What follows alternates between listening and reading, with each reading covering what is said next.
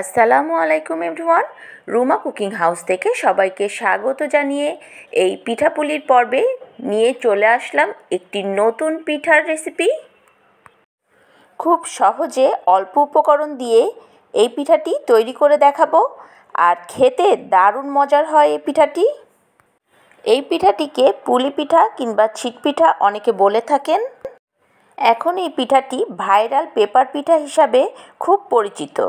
আজকে এই viral paper পিঠা খুব সহজে আমি আপনাদেরকে তৈরি করে দেখাবো।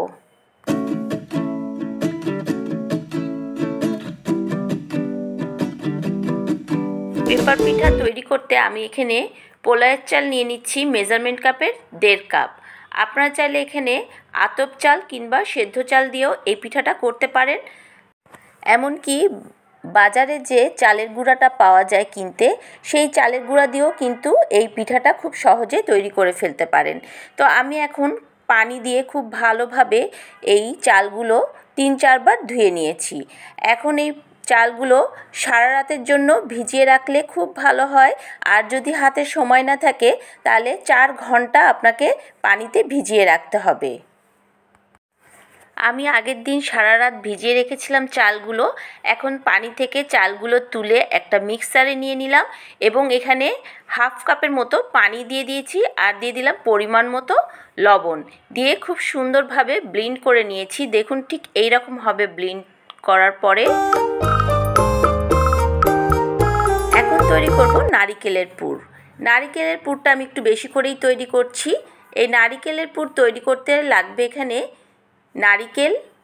আমি এখানে 3 কাপ নারিকেল কুড়া নিয়েছি, আর 1.5 কাপের মতো খেজুরের গুড় নিয়ে নিয়েছি, আর 4টা এলাচ। এখন দিয়ে দিচ্ছি এই নারিকেল কুড়ানোগুলো। একটি প্যানের মধ্যে আমি সব উপকরণগুলো নিয়ে নিচ্ছি। নারিকেলের পুরটা আমি একটু বেশি করেই তৈরি করছি নানান পিঠাতে দেওয়ার জন্য। তো এখন দিয়ে দিচ্ছি এখানে 1 কাপের মতো আগে থেকে জাল করা লিকুইড দুধ। আপনারা চাইলে এখানে গুঁড়া দুধ দিয়েও এই নারকেলের ডোটা তৈরি করতে পারেন।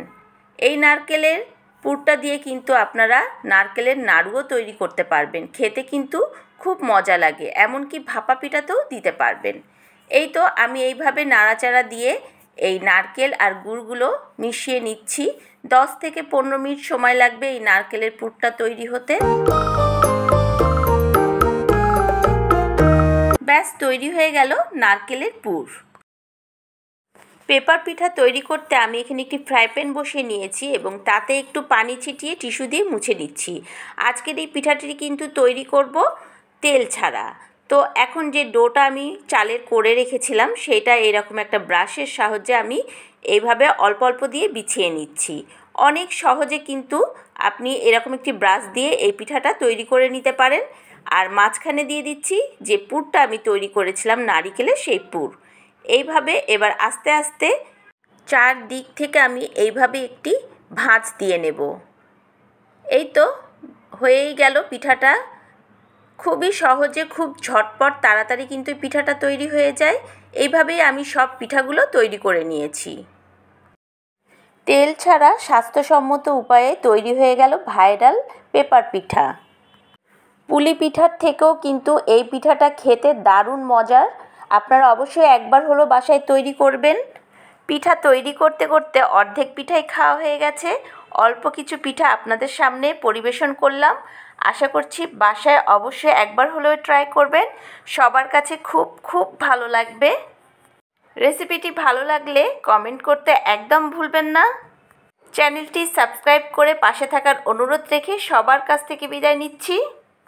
সবাই ভালো থাকবেন, সুস্থ থাকবেন। আসসালামু আলাইকুম, আল্লাহ হাফেজ।